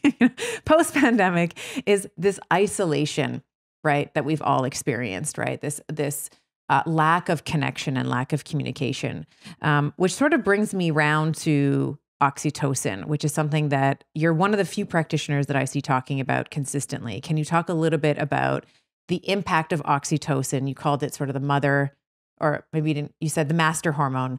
You called it the master hormone. Can you talk a little bit about that? Yeah, the queen, the reigning hormone, right? Absolutely. And it's so important because we're going through this perimenopause time period. And just to emphasize, the reason that keto works so well is because we need, and the benefit of estrogen, it promotes gluconeogenesis in the brain. Our brain will soak up the use of glucose. It is the primary consumer. So in perimenopause, we're getting the brain fog, all these neurologic symptoms, in addition to the hormonal symptoms, the neurologic symptoms. It's because our brain is starving for fuel, essentially. When we shift from glucose as a primary source to ketones as the primary source, that's not hormone dependent. So that shift brings the clarity, brings the, that's like jet fuel to the brain where glucose is gasoline. So it's a huge difference. And that's why I say it's not just a good idea in perimenopause and menopause, it's mandatory. It's mandatory. So from 40s on, shifting with metabolic flexibility, right? With some variety. I love my feasting. That's part of celebrating in community too. So with metabolic flexibility, but getting into ketosis a good percentage of the time, over half, if not 80% of the time. And so that shift is essential to breeze through menopause into what the Japanese call the second spring of our lives. And that makes a difference. And in order to do that, we have to become insulin sensitive. So your book, my books, that's what we're driving people towards, insulin sensitivity. And you and I, with a similar heritage, certainly me, I feel like I can live for 6 months in the Sahara with no food and water, and I will be fine. Same. I will be fine. My body is so metabolically conservative. That is by design, but survival genes, right? Survival genes. And that's good. It's another way to look at those otherwise, tagged as fat genes, cancer genes, diabetes genes, heart disease genes. You've got that in your family. Congratulations. You are a warrior. You're a warrior, babe, right? Like, oh my gosh, you're designed to be an Amazonian, a Saharan princess, whatever it may be, but shift the way we think about the things that our family history. Why are we so empowered by these, like the Native Americans, for instance, a perfect example of these diabetes genes? No, you've got warrior genes. I tell my young teenage girls, Pocahontas genes or Mulan genes or whatever their heritage, an ideal that they can focus on or relate to. That's the difference. In menopause, we've got this amazing transition of our, epigenetics to empower us in the right environment. So we can, guess what, create our environment to overpower some of the, technically worse genes. We call them the worst genes, but there are survival genes. We are empowered by those. So there's my argument for that, Stephanie. That's like all reframing, right? All reframing, it makes a difference. I like that. And I wanted to maybe double click on something that you just said, which of course, you and I being sort of advocates for the ketogenic diet for women, one of the things that I've also heard, and I did this myself. So when I first got into keto, I was like, I'm going to do it like all the boys are doing it. Like, Dom D'Agostino is going to fast for 7 days. I'm going to fast for 7 days. I see Peter Attia doing something. I'm like, I'm going to do what Peter's doing, Mm-hmm. And of course I've had Dom on the podcast, and we've had this discussion around the ketogenic diet and how we should be nuancing it for women. Of course, at the time I was being bullheaded and stubborn, make the case for my heritage. You might be able to do that, but let's talk a little bit about, and you said metabolic flexibility. I am a really big advocate for, and I know you are too, around this idea of a therapeutic intervention of ketosis, because then you get those ladies that they say when they're 50, they're like, I've been doing it for 6 months and I don't feel good, right? So is there, and I'll ask this, is there a place for, for lack of a better word, keto cycling, protein and carbohydrate cycling? I'd like to talk about it in the context of through the menstrual cycle. But let's expand that a little bit and let's talk about how that might apply to perimenopause and then menopause as well. Yeah, definitely. And, with my book, Menopause, there are different pauses because as women have been doing now for years, my first book, The Hormone Fix, came out in 2019, but I've been doing my online Magic Menopause program since 2015. And as I've worked with women and we get stuck doing the same thing all the time, right? And it no longer serves us. So we have to change it up. And so these pauses came from that. So like, following a keto green kind of basis, definitely working with intermittent fasting and no more snacking. All my menus are 2 or 3 meals a day, depending. But each 6-day pause is something different. So like keto green extreme is more autoimmune paleo, avoiding nightshades and peppers. And the second one is all plants, avoiding meats. And really, as we know, plant diversity increases microbial diversity in our gut and is really strong resilience. Plus, a lot of people doing keto are very constipated. We cannot have constipation, have good skin and pretty hair and, and be nice. We can't have constipation. So, and be nice. You can't be constipated and be nice. You cannot. So remember that. And then we go to a carnivore plan. And so avoiding all vegetables, which have sometimes been hard to digest. And we're giving your system a chance to rest in each of these different pauses. And then there's a cleanse plan. And then there's a carb up plan. Sometimes my ladies have been following my program and not doing any feast days. And I have no problem with that, Stephanie. No problem with missing, like feast days are just part of my life. But, I work with women and we have to add carbs back, some sweet potatoes, some root vegetables. We have to up their carb intake. And some women will actually lose weight during that, but they'll feel better, sleep better. And that's an important thing to do too. And I don't want anyone to be, have restriction fatigue or diet fatigued or be stuck doing the same thing every day because variety is the spice of life. I love that quote. And it's so true. Variety is the spice of life. But just like you can't do the same workout routine every day, you can't feed your body the same thing every day. It will develop food sensitivities, resistance. And we want to keep changing things up to support gut microbial diversity. So that's a really key part. And that supports estrogen metabolism and hormone and neurotransmitter serotonin production. So we need that healthy, diverse gut. And especially for women, men have 10 times as much testosterone. They can get away with a lot more restriction. They can get away with a lot less, alkalinity focus because they have 10 times as much testosterone, which converts to estrogen, which is why they don't get that rapid brain fog memory loss in their andropausal years that we do in our menopausal years. And I wanted to just pause and talk. I wanted to, get your thoughts on, if you wanted to comment on PCOS. This is the most common hormonal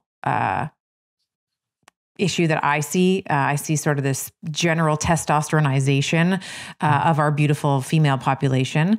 And part of its roots are in this hyper insulinemic state.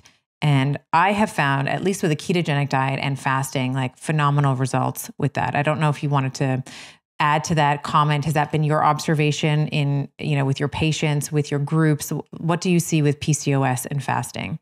Well, it's interesting that you asked me this question because yesterday I had a menopausal female. So I have a smaller group where we do some lab testing.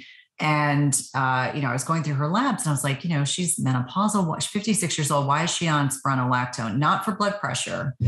And so we entertained this whole conversation. I'm looking at her Dutch and I'm trying to figure out, why she has so much well, now it makes sense. She has so much circulating testosterone, can't lose some weight. And so I started asking, what was it like when you tried to get pregnant with your daughters? Turns out they needed infertility. Kind of down this rabbit hole of looking at, I think you have been insulin resistant to a certain degree for a very long period of time. And here's why. And so I kind of walked her through, okay, your daughters are so many years old. You had to go through infertility. You've been on aldactone or spironolactone. For anyone that's listening, it's a potassium sparing diuretic, also used for high androgens. On her Dutch test, her androgen levels were still high. And I was trying to figure out where all these pieces of the puzzle. I could see that it was not being aromatized to estrogen.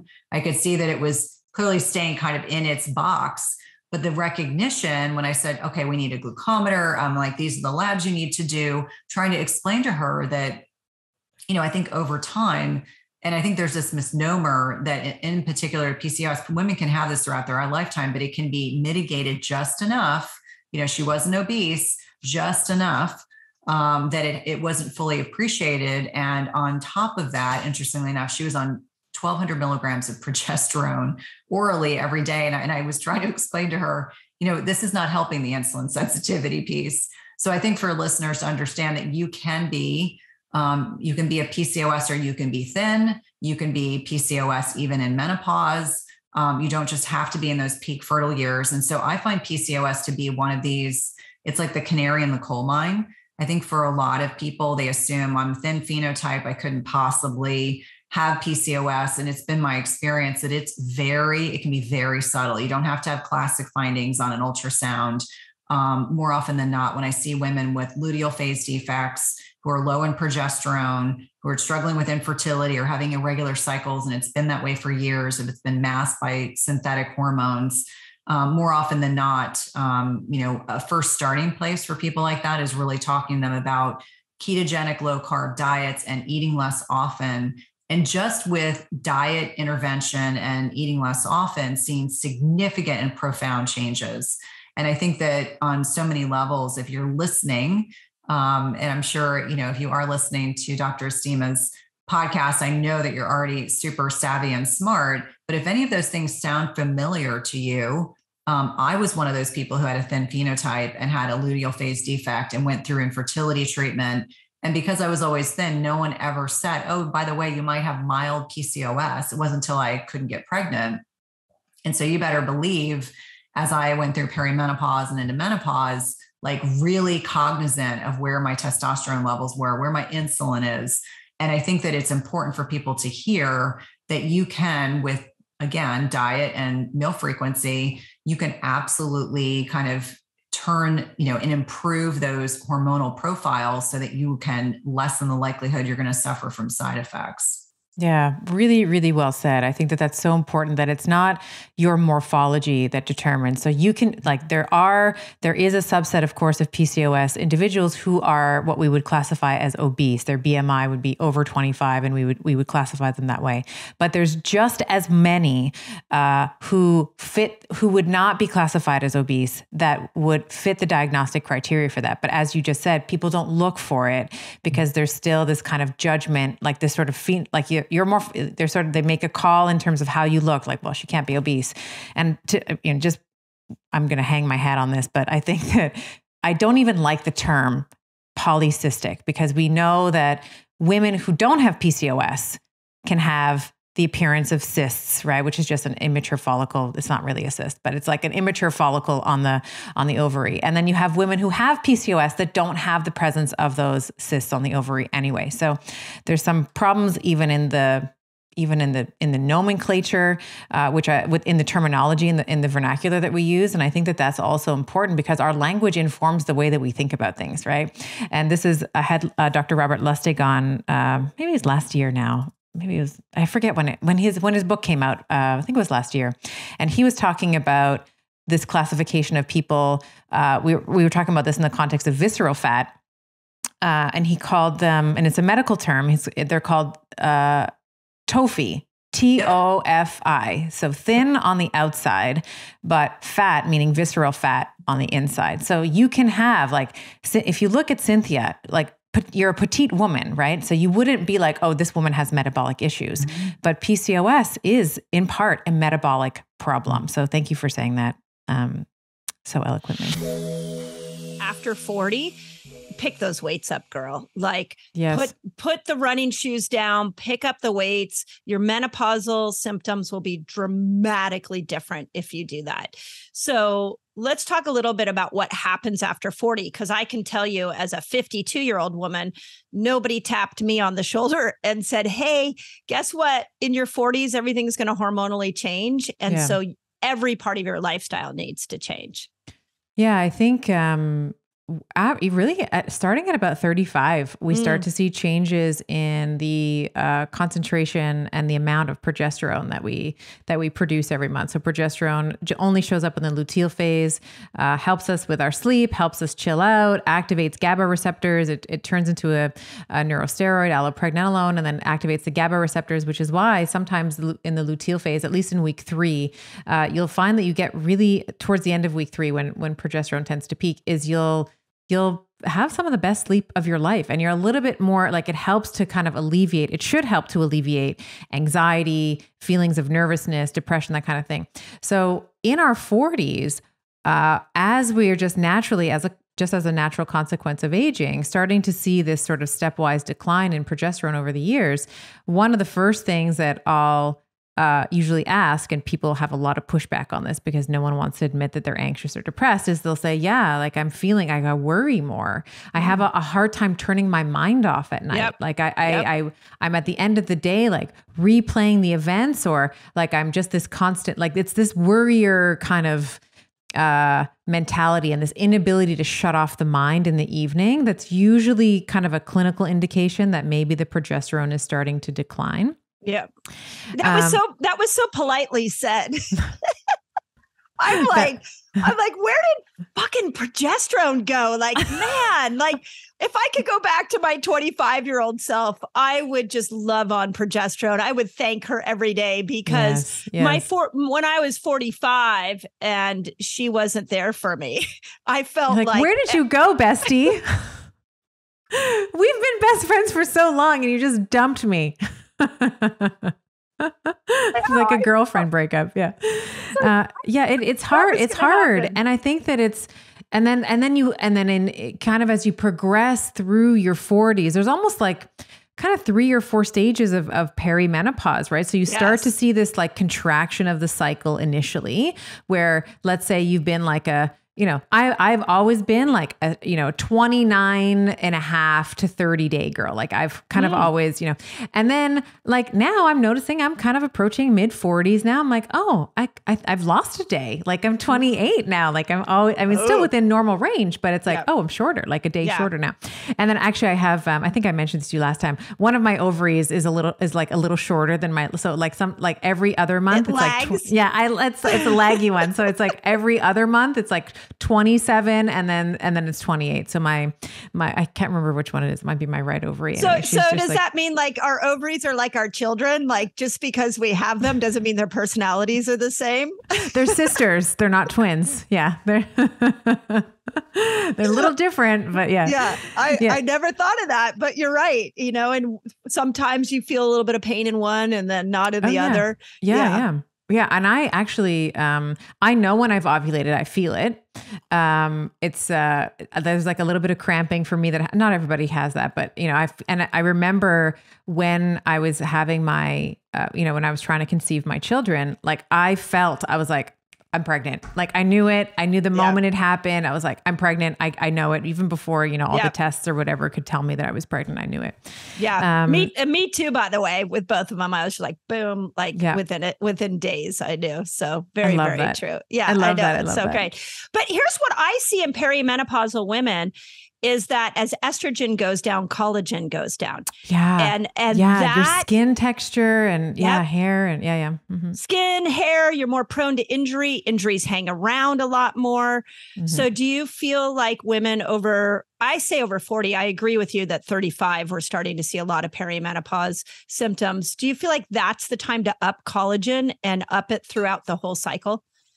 Oh, that's a really good question. I think in the context of muscle building, collagen is a terrible form of protein. So it doesn't do anything. It's not anabolic to skeletal tissue, but it is, to your point, very important for skin, hair, and nails. I don't know if I have a cyclical cadence around collagen supplementation. I typically will have some collagen, I'm 44 now, so I will have collagen almost every day. So I'll usually, but I don't count it to like, if I usually will train in the morning. That's kind of the time I get to train, and I'll put some whey protein because I know that that's anabolic to skeletal muscle. Meaning it'll stimulate growth. And I'll also put a little scoop of collagen in there because I know that, I've been sweating and it's just like the time that I'm going to remember it.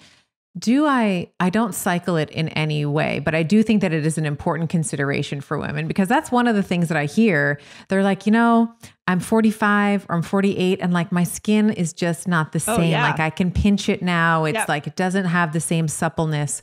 So I do think that collagen is important for, and even just our joints, right? And our ligaments. So this is also like from we can talk about it being vein, and I'm totally a vein woman. So I'm like, I want good skin, hair, and nails. So I'm totally taking the collagen, but also these structural elements that allow for the muscles to move, right? It's really important for our discs. It's important for our cartilage. It's important for our bones. It's important for everything. So I typically take a scoop, and I'm trying to think of what the scoop is now. I want to say maybe 20 grams. Of hydrolyzed collagen, maybe? I don't know.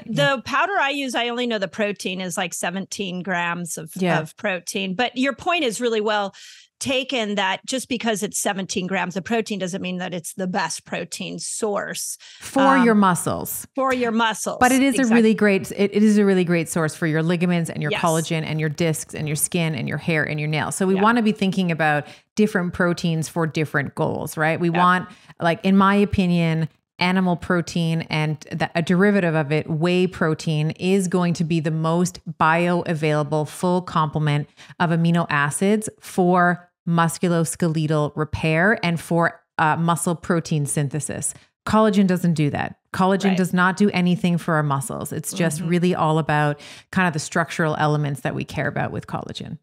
And do you think, this is another thought that I've had when I watch 48-year-old women or women in their after 45, they're getting injuries, perhaps athletic injuries, and they're not resolving as quickly. Yeah. That is a trend that I see over and over and over again. And so what I noticed in clinical practice was, if we could bring in some collagen and even mega dose with collagen, like 2-3 scoops of collagen a day, we could start to help resolve these injuries. I'm even next week speaking at a chiropractic conference here, The Wave, and I'm going to show I'm going to show chiropractors how we need to pay attention to the changes in collagen and the changes in hormones around even something as simple and as powerful as a chiropractic adjustment, because it really makes a difference for overall integrity of the joint. So curious. And when you're talking about injuries, you're talking about like ligamentous injuries, joint injuries, that kind of thing. Yeah. Okay. That totally makes 100% sense. Yeah. And one of the things that we know about those structures, unfortunately, particularly ligaments, very poor blood supply. Right. So if you have a you have a muscle injury, we know that like there's a lot of blood that feeds that muscle because it's functional contractile tissue. It's how we move. Ligaments, unfortunately, don't have a really great blood supply. So they often take longer naturally anyway, whether you're 25 or 55.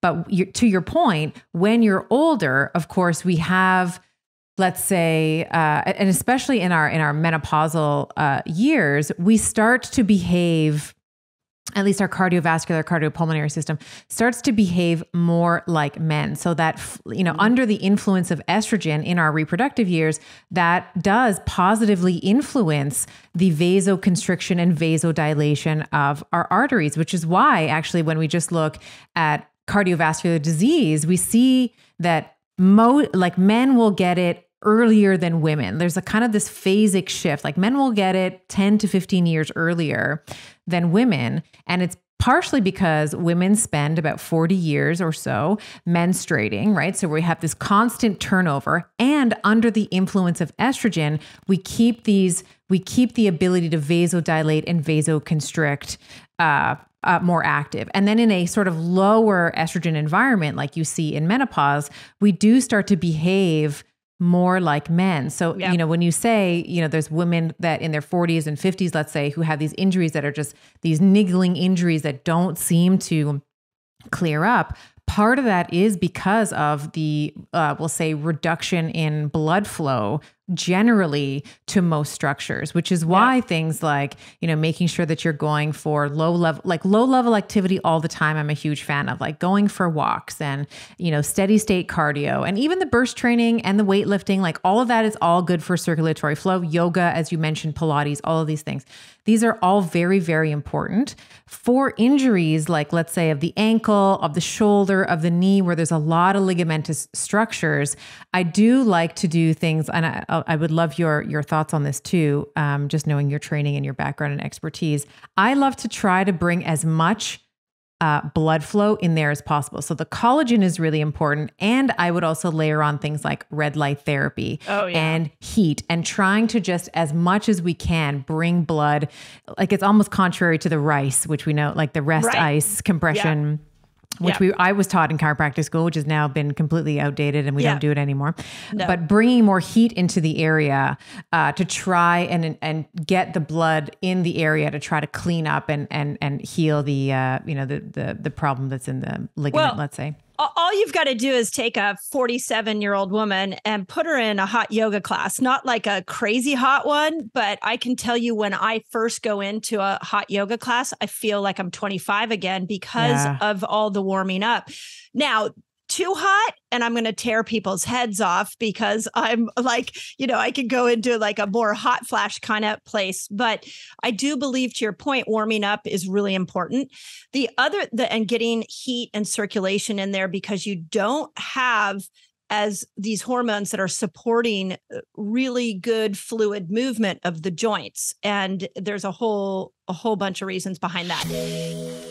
So why don't you explain to our listeners why we need to be looking at the menstrual cycle? I always call it your hormonal report card. You get a report card at the end or the beginning of the month, about how your stress management, your eating, your sleeping, your exercise, your movement, a lay of the land, let's say, through the bleed week. Why do we want to be looking at our menstrual cycle as our fifth vital sign? Well, if you think about your other vital signs, so if you're out of breath all the time, or your heart rate is going all over the place, you're immediately going to be concerned and you're immediately going to want to investigate that. I think we need to think about our menstrual cycle and our period in the same way. It's a vital sign. It's an indicator of our health status. And, lots of things, as you mentioned, affect that. So if you're overly stressed, if there's some sort of nutrient deficiency, if you're exercising too much, even trauma, all of that affects your menstrual health. And so this is where education is really powerful. It's just firstly knowing how important your period is. And not, for example, if it goes missing, that's not something to celebrate. That's something to really dig deeper into. So, you have an idea of what's working. We're not talking about being machines and constantly optimizing our body, but we're talking about being more aware of ourselves as cyclical beings. And this period is part of a wider, very beautiful cycle that once we have the education, we can harness and get a lot of power out of. So just knowing more about your period is the first step to being able to just live a better life and feel better about yourself. I like that. And I think that, I always say that the period is like the popular girl. She gets all the attention, right? We always forget about ovulation. There's that girl, but she's also really important as well. Let's talk a little bit about the bleed week, because I always get a lot of questions about this. And I know that you'll be able to give us some good insight here. So when we think about what's normal versus what's common, and we're talking about the bleed week specifically, so we're shedding the endometrial lining, there's no fertilized egg, and we are either using a menstrual cup, we're using tampons, we're using pads, what have you. What is, and we can kind of go through these in tandem, normal, what should we expect, let's say, at the beginning of our bleed week in terms of flow and color of the blood? And how does that change over the course of your bleed time? Yeah, so I think we should really be expecting a very even flow. Some women, they experience a very heavy flow in the first 2 days, and then they describe it like a tap turning off. Ideally, we want it to be fairly even and then gradually tailing off, with not a huge amount of spotting. It's just, it's just gradually ending, and then that's finished. You're not looking for, you don't want dark, very, very dark, rusty blood. You're looking for more of a cranberry color. Maybe it's a bit darker. If it's brown, especially in the beginning, a lot of brown spotting, that's something to investigate. But the ideal situation, it's bright. It's maybe a little bit of a darker cranberry. There's no or very few clots. Your clotting is a sign that you need to investigate what's going on with your estrogen, as I say over here, estrogen and progesterone balance. So that's what we're looking for in terms of color and even flow. You're not look, you're not wanting to change your menstrual product every hour. It should be something that you feel that you can manage, especially overnight, where you're not having to get up and change whatever you're using. You're not kind of leaking. It's all feels really manageable. Maybe not easy, but it feels manageable. Yes. Yeah. And the color, what I often find is many women will report, as you're saying, that cranberry color, like that dark or deep, rich red. And then towards the end of your period, as it's tailing off, then we start to see more of that oxidized blood. So that kind of rusty brown, that's normal. But what you're referring to when it's kind of brown right from the beginning is that potentially if you're spotting as well, maybe there's some, we'll get to it, but the luteal phase potentially deficiency or not enough progesterone, where we're starting to get some of that spotting before the actual bleed is happening. Talk to us a little bit about energy during that week. What is normal? And we can maybe contrast that with what is common. Our temperature during that week, and we'll skip the cervical fluid because we'll get into that. We're not going to be evaluating cervical fluid when we're bleeding. We do that in week 2, 3, and 4. Yeah. So energy is a really interesting one. And I like to use the analogy of thinking about our energy as if you're depositing it or withdrawing it from a bank account. So if you think about your whole menstrual cycle, you want to be judicious about your energy. This is the time where your energy is naturally going to be at its lowest point, but that doesn't mean that you're supposed to be exhausted and struggling to live your normal life. It's a time where you just might be a little bit muted energy-wise. You're kind of dialing it down in terms of your exercise, really listening to your body. Maybe, you can do your typical exercise classes, but you're not having high expectations for yourself. It's really a time where you're tuning in, you're slowing down, and you're giving your body what it needs. Because the more you push yourself, the more depleted you will be. And I see this actually with women who, they love that mid-cycle energy peak, and they push and they push and they push. But then when it comes to the end of their menstrual cycle and then their period, they've got nothing left in the tank, because it's just, they're not kind of they're making lots of withdrawals on their energy bank account. I'm not sure about this analogy.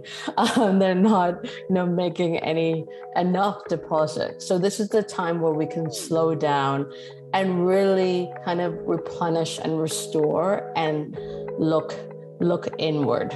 Okay, I want a Benjamin Button with you. I want to get younger as I get older.